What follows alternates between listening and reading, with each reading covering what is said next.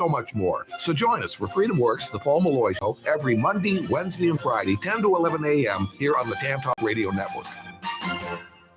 Thinking about starting your own business? Then you need to listen to the Entrepreneur Opportunity Hour every Thursday from 6 to 7 p.m. There's nothing more rewarding than starting your own business. Gene and Mr. Dukes will bring you tips and advice from themselves and other entrepreneurs that will help you get started. Have you already started your own business? Then call in and share your story to help other entrepreneurs. That's the Entrepreneur Opportunity Hour every Thursday from 6 to 7 p.m. right here on the Tan Talk Radio Network.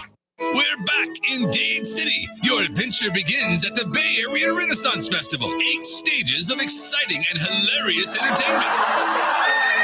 Full contact live armored jousting, mermaids, fairies, pirates, Vikings, and more. Endless shopping at more than 100 different artesian booths. The Bay Area Renaissance Festival. Family fun for all. Weekends, February 19th through April 3rd. Mark your calendars and get your tickets now at BayAreaRenfest.com. Join the Tampa St. Pete Sports Connection live from Ferg Sports Bar and Grill every Saturday from noon to 2 as we cover Tampa Bay sports, from the Pee-wees to the preps to the pros, providing a positive perspective in our weekly interviews with NFL alumni and Florida Sports Hall of Fame inductees, as well as collegiate, high school, youth coaches and players, conversations from the clubhouse, as well as entertaining guests weekly. So be sure to have a championship day with the Tampa St. Pete Sports Connection Saturdays from 12 to 2 on the Tan Talk family of stations. This is the Tan Talk Radio Network. It's now time for Connecting Caregivers with author, speaker, caregiver advocate, and talk show host Linda Burhans, the gal who cares for caregivers. Givers around the world today. It's time to lift you up. It's time to celebrate. Good afternoon and welcome to Connecting Caregivers with me, Linda Burhans, the gal who cares for the caregivers with love, laughter, and lessons learned on the show where you can find help and hope. We're just here to help you caregivers in any way we can. We know your journey is not easy, but we have a lot of good resources and we have a lot of laughs and we have some tears and it's all good. And today we have Mr. Ed on the boards. How are you, Ed? Friday. Last Friday. Tomorrow's April Fool's. Already. Seemed like last week was New Year's Eve, wasn't it? Oh, my God. This year's gone very fast and been very crazy. Too fast. Yeah. Too fast. But it's good to see you today, my friend. Too. And Lynn, unfortunately, is not here today. She's still having some dental work. Ouch. And she has, though, her fabulous cousins just came into town, Janet and Gary. So welcome, Janet and Gary. And I'll be talking to... Yeah, I just thought I shut it off. I guess I didn't. Anyway, so with me today, I have Maureen Famiano. How are you? I'm great, Linda. How are you doing? Fabulous. I'm so glad that you're here today. We have a lot to chat about. Yes. Happy Friday. To chat about. Yeah, happy Friday. So the first thing I want to do is give a shout out to our newest listeners. We have Mike in Tampa. We have Steph in Largo, and we have Penny in St. Pete. And like I always say, there's plenty of room around the Connecting Caregivers table for more listeners, whether it's live on the show or on YouTube or on Facebook. We're just here to help you with resources and a shoulder. But I'm very excited to say that the Connecting Caregivers Conference, May 2nd, 3rd, and 4th, the website launched last night. So please go to connectingcaregiversconference.com. Just remember, I don't understand. It's 3 days virtual, so you don't have to leave your home. You don't have to find someone to take care of your loved one. You don't have to get dressed up, find a parking spot or nothing. Perfect. Yeah. Best kind. Yeah. But just know, I don't expect anyone really to sit there for 3 days through 21 hours of presenters. As long as you register for the conference, within 30 days, you will receive 21 videos of the conference that you can watch at your leisure and share with your friends and whatever. So that's a really good point, I feel. So our keynote speaker is Dr. Kate McCarty, and her topic is Prescription for Survival for the Silent Patient, Well-Being and Resilience Despite of Diagnosis. And then we have Debbie Yonis, who's going to talk about progressive aphasia.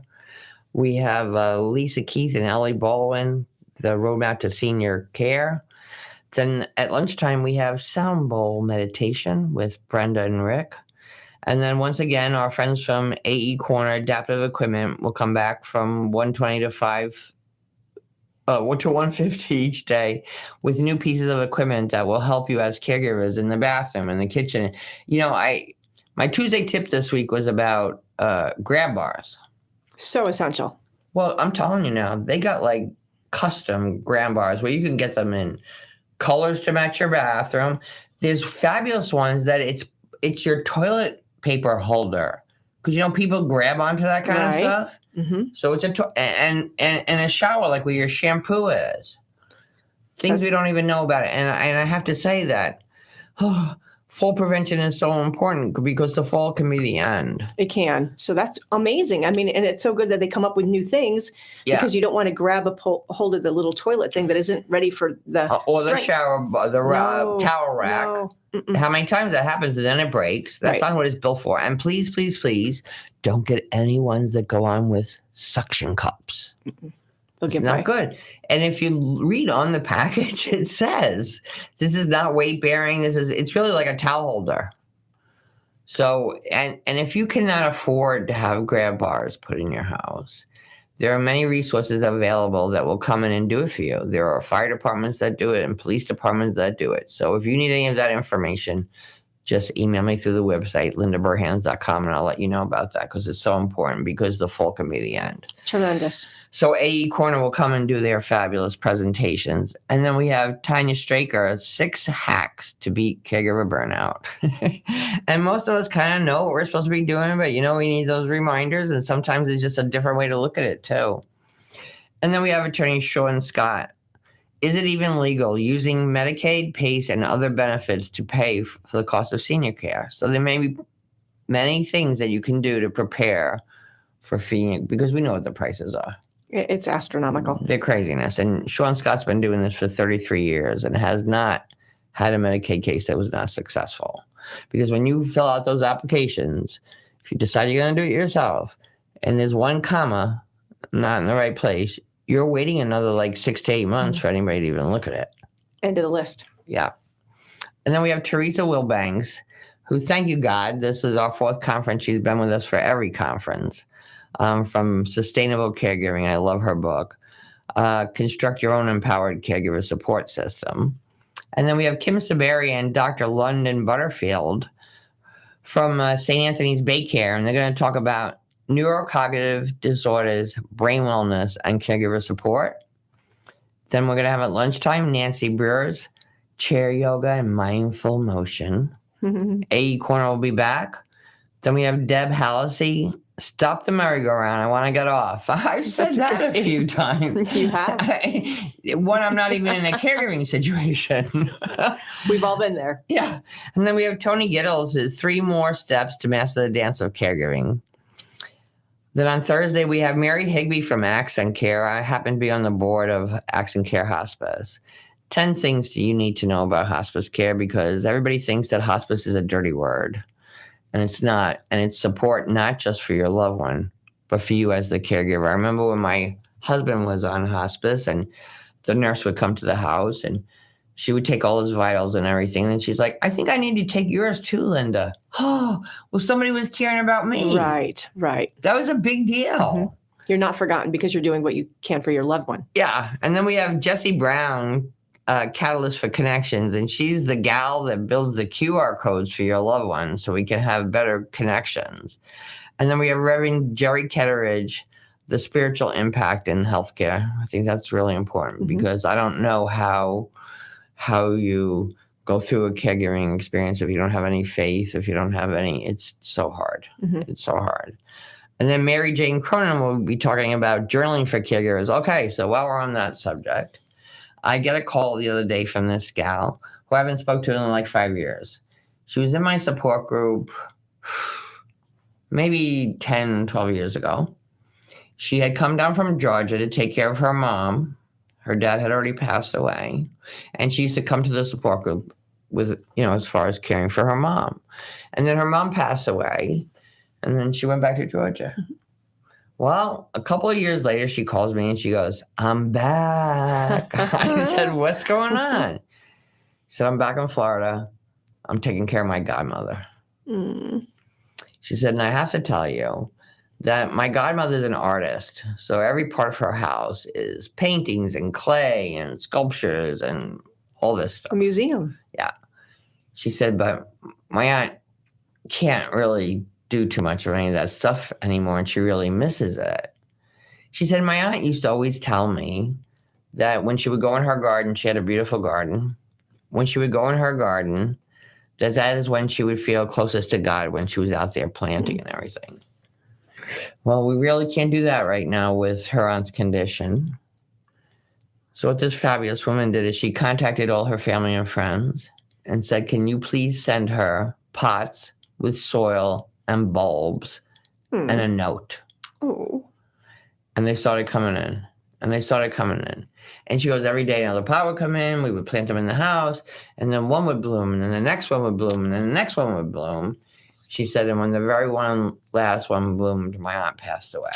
Oh my goodness. I got goosebumps everywhere. That's so beautiful. She said that what she did was she took all the pots and she brought them back to Georgia and she made a memory garden of her aunt. How beautiful.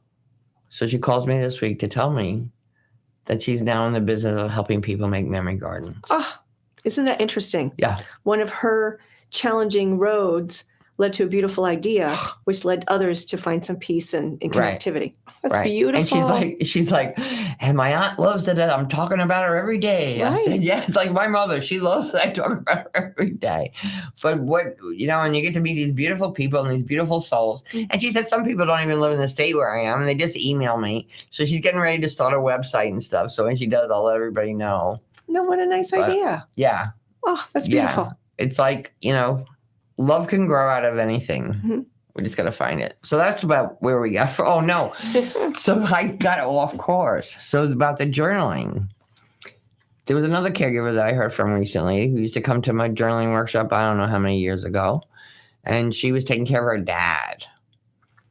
And she was really having a hard time. But when she started coming to the support groups and the journaling workshop, things seemed to be getting a little better. Good.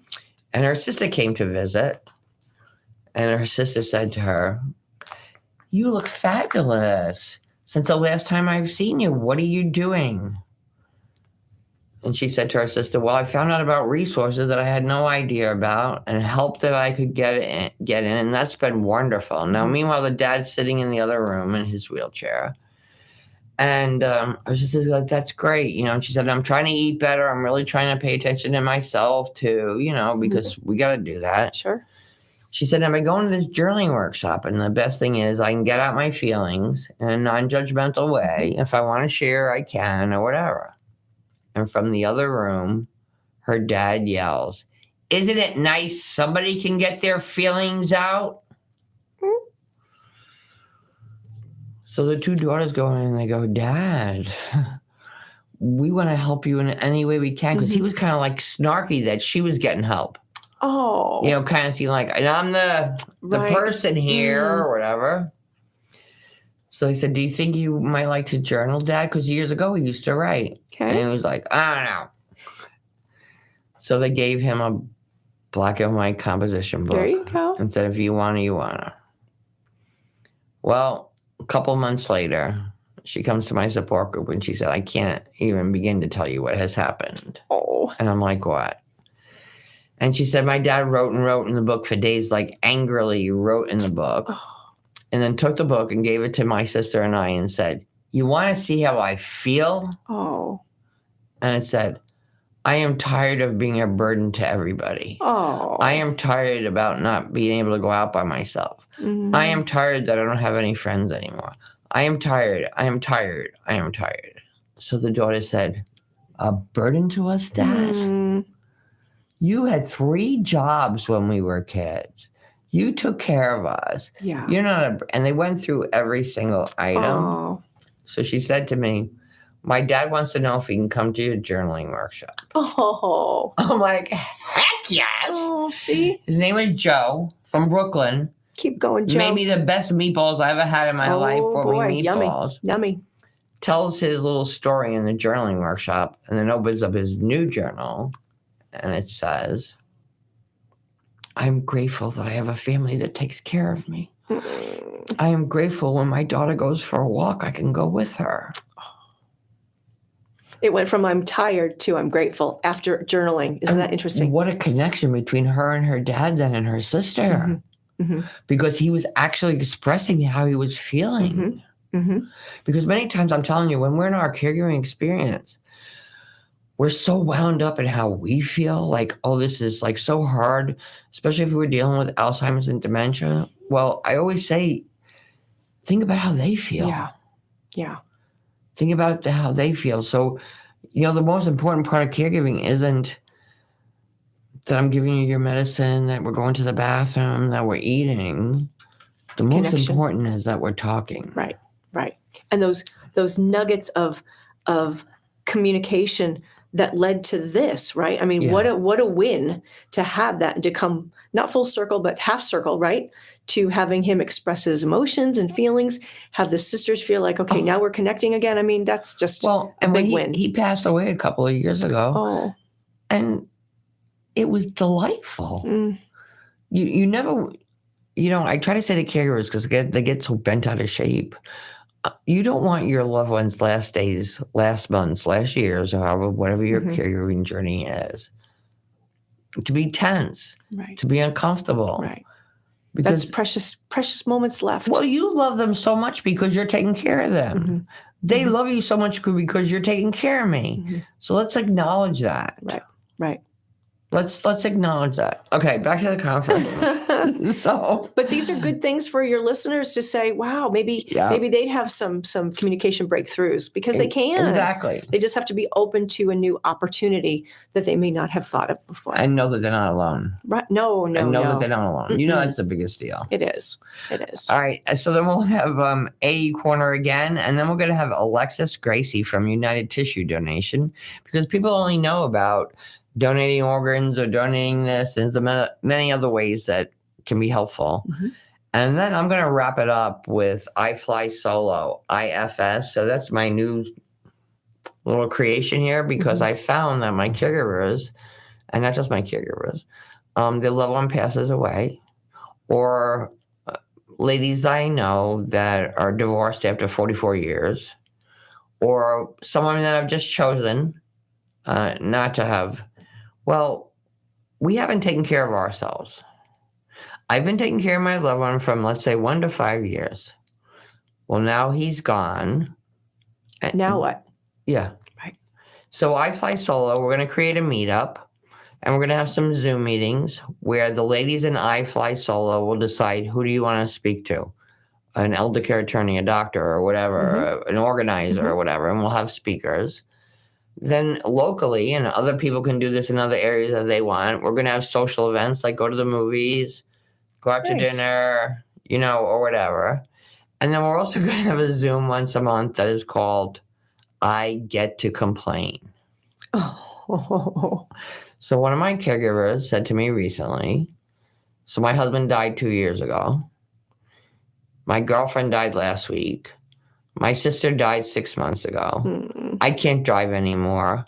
And I am mad, Linda. Right. But if I let my daughter know about this, she's just going to be so worried about me. Oh. Who do you talk to? So we're going to do that once a month. And it's going to be, I get to complain, or, the other word. And we'll just say at the beginning of the call, if this is not what you want to hear or whatever, don't have to be there. But I think sometimes you just need that voice. Well, and you need to know that others maybe have been through it, that there's another side after a couple of weeks, months, what have you, and that you're not alone. Well, and how long have we been isolated with COVID and everything else? There are women I know that I'll say, hey, 3 of us are going to the movies tomorrow. Do you want to go? Oh, yes. Right. We got to get out. Yes. Right. We got to be alive again. So, and they do. That's brilliant. I love the phrase, and I think that's going to be a big hit. Yeah, I'm excited about it. So go to connectingcaregivers.conference.com and please register. Perfect. So Maureen, we've known each other for a while. You've been on my podcast and a few other things, and you're an amazing woman. And it was so nice for Mark to write those nice comments. It was. He's so Mark O'Donnell. fabulous. He's awesome. He is such a fabulous man. He is. Yeah. So kudos to you, Mark. And you're connecting caregivers. He's connecting local business people. Yeah. So it's awesome. Yeah. And he You does guys a are really good job of it. He does. Because I used to run networking groups years ago before he started RGA. Nice. And it was really very interesting. Mm-hmm. And it's a good thing. It's good just to be able to connect. Absolutely. So you're a storyteller, an advocate, and right now you have a business where you're helping other people with that. But I want to talk about how we got there. Mm-hmm. Because I think that's the most important thing to know. How you got here, and how other caregivers or people that are facing illnesses can approach their life. So let's go back to where you started.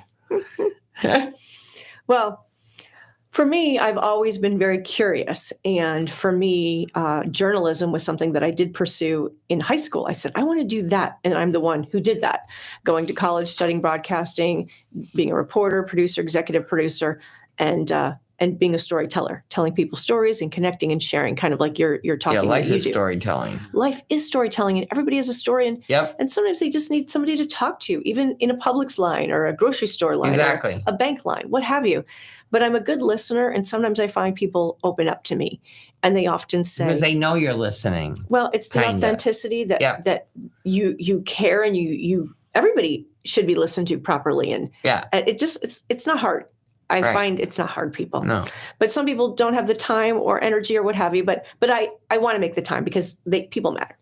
So for me, and I think where you're going is, as a storyteller, I tell other people's stories. That's what I do, and as a producer. But something happened a number of years ago where I became my own story. Okay, so let's just take a break here for a couple minutes because I don't want to cut you off. It's time to hear from our wonderful partners, so don't go away. We'll be right back on Connecting Caregivers Radio. This is the Tan Talk Radio Network.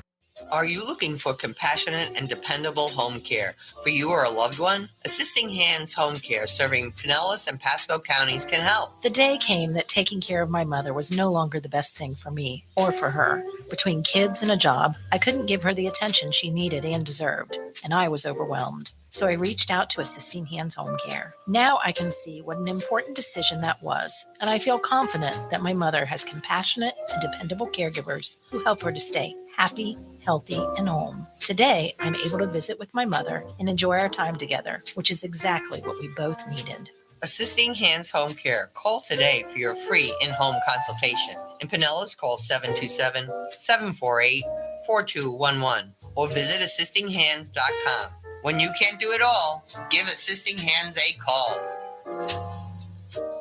Arden Courts is not just a place to live. It's a place to call home. Residential living combined with quality caregiving. This is the philosophy behind Arden Courts.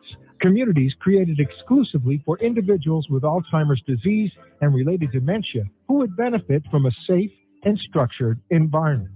For additional information about any of the unique services Arden Courts provides, call 888-478-2410 to locate a community nearest you. Inquire about our educational seminars, resource library, or support groups, or simply feel free to ask questions you may have about Alzheimer's and related dementias. At Arden Courts, we know, we understand, and we can help because memory care is all we do.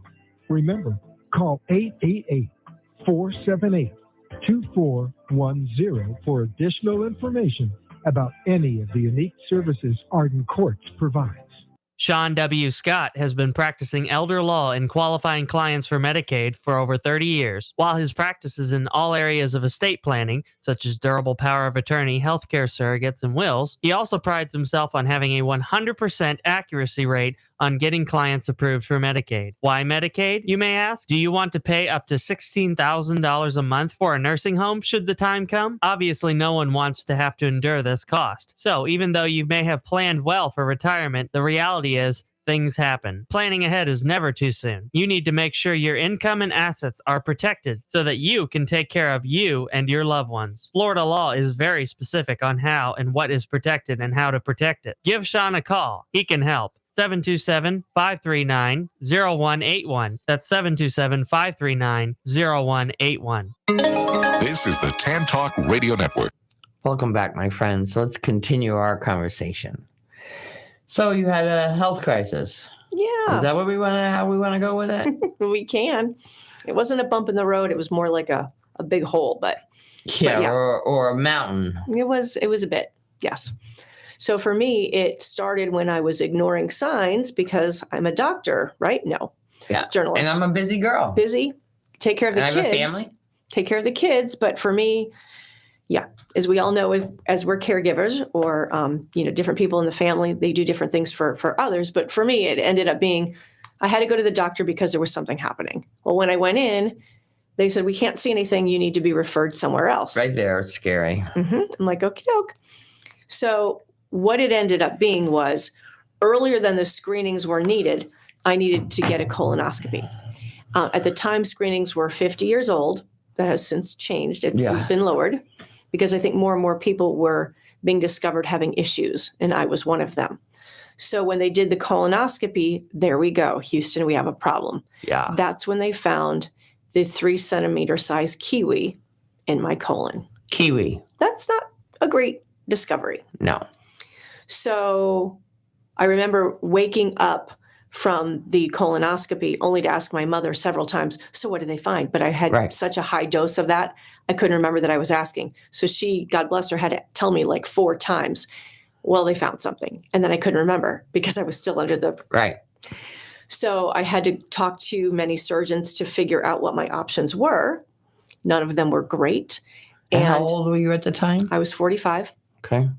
And being a journalist and being an advocate, we were talking in the break about asking questions and not settling and just think, is there a better way? Is there something else I should be asking? I tell everybody, do that. Ask the questions. Don't settle. And if you don't get the answers, you need another doctor. You do, or if they go too fast, ask them to repeat it. Or now with phones, bring your tape recorder with you. Everybody has their phones now. Just record it. Have somebody else go with you, but record it so you can play it back to say, to listen to what they said. When I took my mom to the doctor and they said she had cancer, I didn't hear a word after that. No. Not a word. No.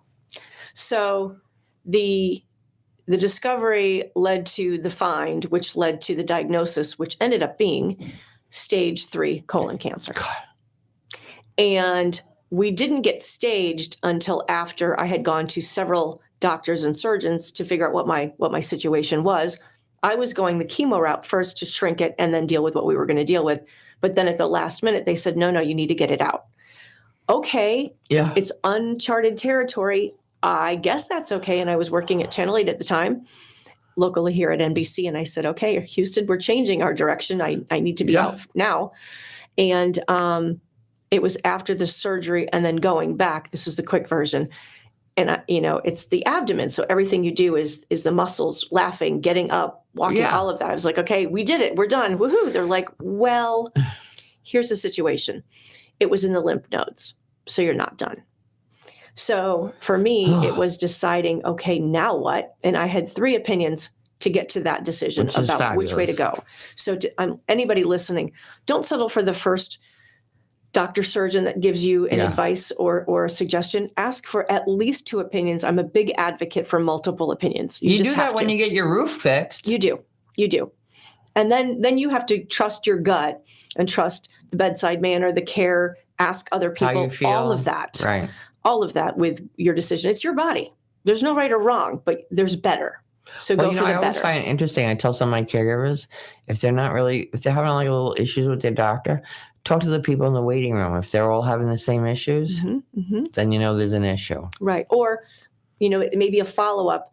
Are they willing to listen to whatever the situation is now? There's nothing worse than hearing stories of people who've gone through something big and then they can't get in again. Yeah. Because their job is done. So next, we're finished. No. And I've advocated for strangers because I hear this story. Yeah. But after I went back, that's when they said, it is not done. It's stage 3 because it's in the lymph nodes, which meant chemo and radiation. So that was exciting. Yeah. So, and I was at Moffitt at the time. So it was chemo followed by radiation, followed by chemo. And it's over a period of time, a 48-hour drip. I would go in on Wednesdays for my chemo treatment with 4-hour infusion. I would go home with it attached to me for 48 hours, working through it. And I would go back Friday afternoon. Still being a wife and a mother. Right. And at the station, I would have the chemo attached, which would be the slow drip. And it almost looked like not a fancy water bottle, but like, wow, she can't hold her water bottle. She's going to have it around her body.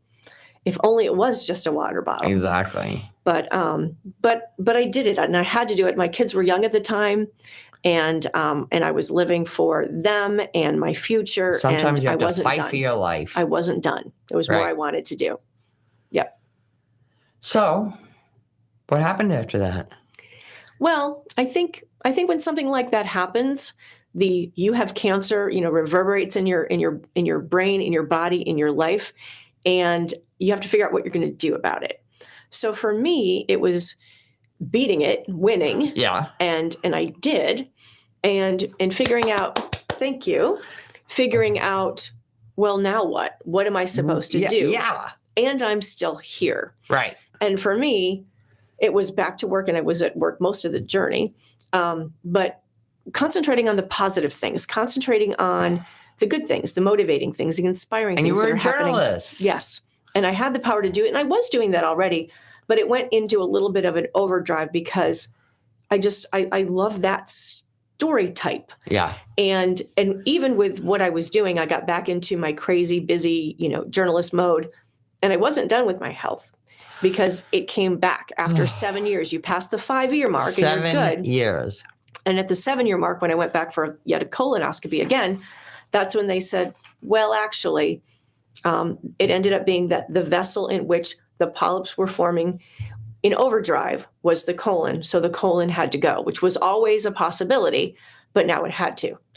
So if you know anything about this sort of challenge, that meant an ileostomy. Yeah. And not 1, not 2, not 3, but 4 surgeons told me that's what I would face for the rest of my life. And explain to some people that don't understand what that is. An ileostomy is a bag that helps you remove the waste.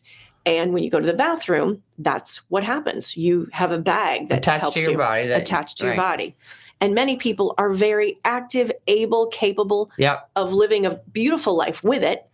I just wanted to see what else was out there for an option. And you were still so young. And I was. And I said, goodness, I'm pretty active. I do lots of things and just busy. I'm like, there has to be another way. So I didn't settle for 3 opinions giving me the same answer. And a colleague in the medical field said, well, I know somebody in the medical community. He is in this lane of specialty. Maybe I can get you in. And I never want to pull my, better than anybody else card ever. But I thought, oh my goodness. I said, you know what? That would be lovely if you could. She did. I got in. And he said, well, let's try something.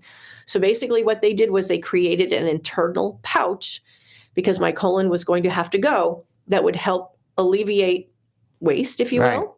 And I would not need a bag forever. I said, here's the deal. I'm pretty tough. Don't tell me that because you think I need to hear that. Right. Tell me that because you think it can work. Right. And we're ready to go. Yeah. And he said, I wouldn't tell you if I didn't think it could or would. And I said, that's good enough for me. So we did it. And that was a 8-hour surgery, removing the colon, and then 3 more hours in recovery. So my poor family had a crazy long day. But at the end of it, recouping. So I had an ileostomy for 6 months. So they had to create that while I healed to then go back to see if we were able to make it work. Right. So that was a journey, and I can appreciate people who have an ileostomy. I know wound care. I know that challenge. I lived it. Yeah. And I went to digestion's hard even now without a colon because you can't absorb food right. The whole nutrition part is challenging. But you wouldn't know it if you talked to me. But I have my banana every day, and I have to take fiber and all that good stuff. But when I went, we all got to do something. We all got to do something. But I am still here. Yeah. And I went to a nutrition event, if you will, or other people in the same lane. Yeah. To find out, like, what do you do? How are you getting your nutrients? Because I know I'm not. And I was losing weight, and it was just hard and whatever. By the time they got around to me, there were probably 25 strong. It was at Tampa General Hospital. I was so incensed, I can remember it like it was yesterday, that people were forgotten about by surgeons and doctors and what have you because their surgery was done. So they moved on to their next patient, whatever, which is fine. I get that. But the staff configuration wasn't so that it could help them in their aftermath of their big challenge. So by the time they got to me, I was so angry that I was like going around the table saying, you need to ask for another opinion about whatever they told you. That is not right. You need to find somebody else too. And it just made me so angry that by the time I was just so incensed that my question and reason for being there seemed so small. Yeah. That I didn't even ask it because I was like, I've got nothing to worry about. I'm just going to figure it out on my own. And I hoped it was a quick little journey in this space, which it did end up being. And I didn't know that it was 4 more months at the time. But that's why we were talking before about asking questions, don't settling. And these people were in the settle mode. And I'm like, oh, heck no, not on my watch. Not with your health. No. And it was just so sad. All ages. Young, old, middle-aged. It was just so sad. So now I'm almost to my 5-year anniversary. Yay! Thank you. I kind of joke. It's kind of like I'm colonless, going back to words and stuff, wordsmith.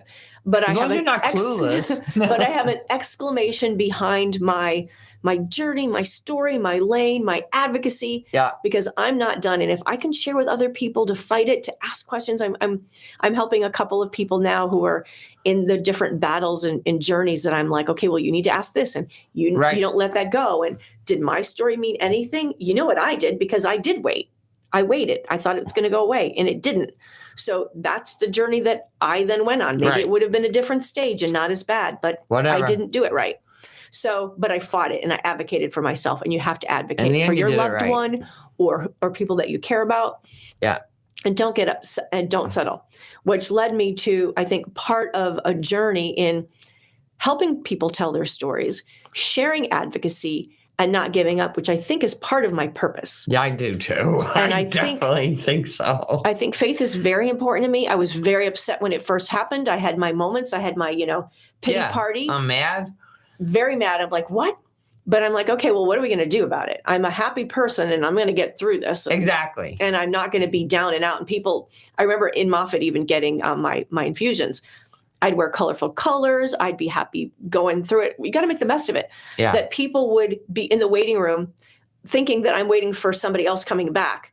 That and you're not the patient. That I'm not the patient. And they'd look down and they would see my wristband and they're like, she's the patient. I could look at her and she's smiling. And it was almost like a deli number. They wanted to be in the chemo chair next to me. People want to. It's like you want to be surrounded by people who can lift you up, whoever that is, for any situation, and just and survive. Yeah. So my purpose and part of this book that I was involved with was called Step Into Your Brilliant Purpose. It's an anthology. It's a year old now. It's an international bestseller and U.S. bestseller. So cool. And it's about my purpose and why I'm still here. I could not be here, but I am. I think it's a bigger power. But see, you needed a purpose, and you know about a purpose. A lot of people, they're like, what's my purpose? Mm-hmm. Right. You know, and you got to sit down and think about, what is my purpose? What gives you joy? What do I do best? What makes me smile? What makes other people smile when they see me? Right. Because everybody has one. They do. And I try to tell my children too, for you, you have to do something every day that you love. And I know when I pivoted from my studio work in journalism to starting my own business, which we haven't even talked about, but I started my own business to help others flourish and grow. And that gives me great pride and joy. But I said, you guys, my children, 24 and 21, I said, you have to figure out what gives you purpose, what gives you joy. And they're like, we know you're a happy mom. We know you don't like what you do. I'm like, I do, as do my friends and colleagues. But it's about figuring out what you're already doing and of the things that you're doing, what gives you joy and purpose. Yes. There is something. Some people don't sit down and even think about that. And if there's not, then pause, which is hard. I don't really have a pause button, but it's important to do that. But figure out what does. Yeah. And then if you can share it, however you share it, then you can be a resource for others to get through it, to beat it, to ask questions. Maybe you're a good gardener like you talked about earlier. You can help people that way, whatever it is. They all matter. And if you're not sure, talk to your friends. Say, what am I good at? What that kind of thing. Or talk to a coach or talk to somebody. All right, so all this thing led into a new business.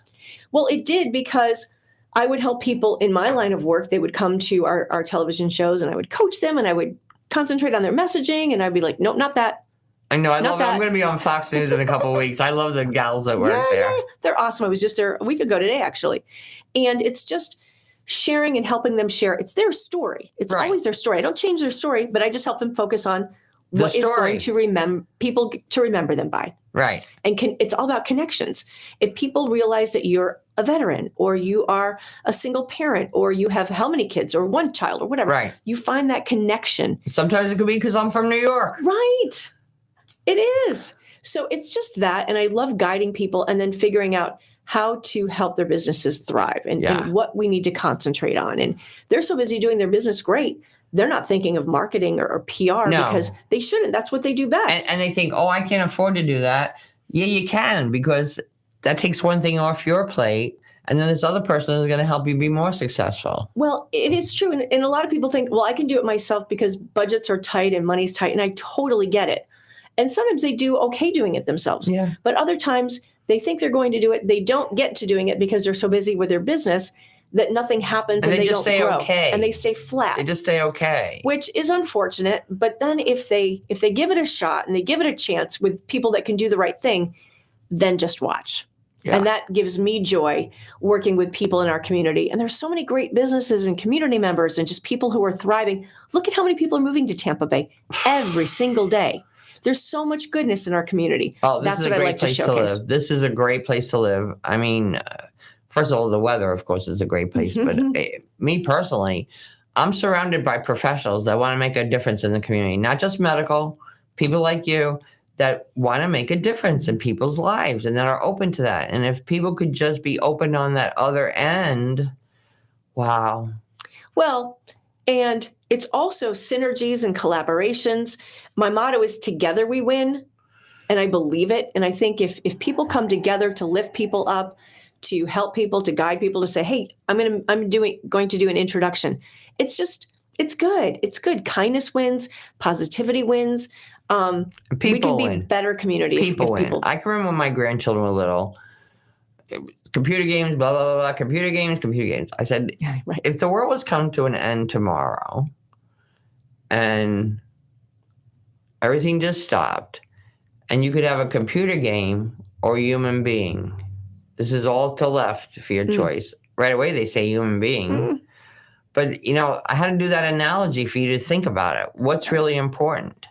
I'm not, computer games are good for a lot of things. Yeah. But not communicating with people. Well, and also, Linda, I think that was a good example for your grandkids. But taking the time with people being so busy and people are hurting, that we need to take the time to go past the, hey, how are you? Hey, how are you? Hey, how are you? Really listen to that answer. Because the answer may be not their normal answer. Yeah. And if we take the time to say, wait a minute, that's not their normal. And we ask a couple of caring questions or try to share something funny or silly or whatever that will get them out of their whatever situation and have them have a better day, know somebody notice that they matter, that they're caring, they could go on a different trajectory. Well, and we have to do that. We have to pay attention. People are hurting. I tell you, when my mom passed away, I was in the supermarket one day and a girlfriend came up and she said, how you doing, Linda? And I said, I'm okay. And she said, I'm sick of hearing that from you. Oh. And she said, I have to tell you something. When you took care of your mother, you stole my joy. And I was like, what? Oh. I never want to do anything. And I said, what are you talking about? She goes, Linda, I could see you swimming in quicksand. And every time I asked to help you, you said, no, I'm okay. And you didn't give me the opportunity to meet your mother either. Oh. So we need to think about that. Well, and that was a hurtful moment, but that was a beautiful moment because that made you Open be my more eyes. Truly. And I know when anybody goes through a situation, and I'm terrible at accepting help. Never, never, never. I can do it myself. Well, isn't it awful when people that wanted to help you are no longer with you to be able to help you anymore? Right. And my second round, that happened with my mom. What I wouldn't have given to pay more attention that first time and pausing to say, yes, even if it's a little thing that people need to help you with, just let them help you. Yeah. They want to help you. They don't know how to. And, just do it. Let them do it. They want to do it. And if we keep saying no, people aren't going to go do away. It. They are. And then we're going, I'm here all by myself. Well, you said no to everybody that wanted to help you. Right. And it's hard. It's a lesson. It's whatever the situation is. But it's strength. It's not a weakness. Yeah. Accepting help is strength. Because you would want to do it for them, so let people do it for you. Right. Like that girl told me in the supermarket. Right. That was an eye-opener. Yeah. And what a good friend she was to say that to you. That to me. Right. Because we could have just let that go. Right. Nothing was going to change with it. But her just telling me that story changed my perspective. Right. And it is perspective sometimes, right? Yeah. It is. Yeah. Oh, so much of it is. So much. So much. And who you surround yourselves with and what do you do? But right now we would need to surround ourselves with our wonderful partners. So don't go away. We'll be right back on Connecting Caregivers Radio. This is the Tan Talk Radio Network. Choosing the right chiropractor is an important choice to make. Located in Seminole, the Alexander Spine Center team is trained on the latest chiropractic treatments and technologies. At Alexander Spine Center, you'll find chiropractic and physical therapy care that is safe, effective, and a natural approach to pain and other health-related issues. Chiropractic unlocks your body's potential and natural healing process to ensure your life is a healthy life. We treat clients from the womb to the tomb. Call 727-397-3000 for a free consultation today or visit our website at www.alexanderspinecenter.com. They take good care of me twice a week. And did you know they got the Reader's Choice Award for 2019 for the best chiropractic in Pinellas County? So check them out. Arden Courts is not just a place to live. It's a place to call home. Residential living combined with quality caregiving. This is the philosophy behind Arden Courts. Communities created exclusively for individuals with Alzheimer's disease and related dementia who would benefit from a safe and structured environment. For additional information about any of the unique services Arden Courts provides, call 888-478-2410 to locate a community nearest you. Inquire about our educational seminars, resource library, or support groups, or simply feel free to ask questions you may have about Alzheimer's and related dementias. At Arden Courts, we know, we understand, and we can help because memory care is all we do. Remember, call 888-478-2410 for additional information about any of the unique services Arden Courts provides. Guaranteed to make you laugh through your tears, Linda Burhan's book, Good Night and God Bless, is filled with humor and heartfelt inspiration to aid anyone facing the challenge of caring for a loved one at the end of life. Her story offers hope for human strength and understanding of weaknesses during a difficult time. Life doesn't normally prepare us to become a loved one's caregiver. When it happens, it's usually sudden. A diagnosis of an illness, age-related frailty, dementia, and life suddenly is anything but normal. And because we don't even know what we don't know, where do we turn to for help or guidance? In Connecting Caregivers, answers to the questions you didn't know you needed to ask, Linda offers information, education, and inspiration from her own experience and from experts whose advice, practical tools, and personal stories will empower and guide you. Make sure to add these inspiring books to your collection today. Available on Amazon.com. Introducing the life-changing Footbar Walker. I'm Peggy from Danville, Kentucky, and I'm 91 years old. The Footbar Walker revolutionized my care of George. It absolutely benefits the patient and the caregiver both, and that's the beauty of it. It's so easy to use. It folds up just like a dream. I got it in and out of the car without any effort at all. The saving that I made from having to put him in a nursing home came to about $192,000. Does someone you love use a walker? Do they struggle to get up from a seated position? Are you a caregiver dealing with physical pain and stress as you help your patient? The Footbar Walker was designed to assist not only the patient, but also the caregiver. Patients have more control standing up, and no lifting from the caregiver is required. See how it works at thefootbarwalker.com. That's thefootbarwalker.com. Peggy, would you recommend the Footbar Walker? Do I ever? I would not be in the health that I'm in today at this age had it not been for the Footbar Walker. This is the Tan Talk Radio Network. I know I say it every week, but I just love that Football Walker. Do I ever? She was passionate. But it really is a great thing, and the Football Walker is now covered by insurance. So if you need more information, just send me a message on the website, and I'll get you the information about it.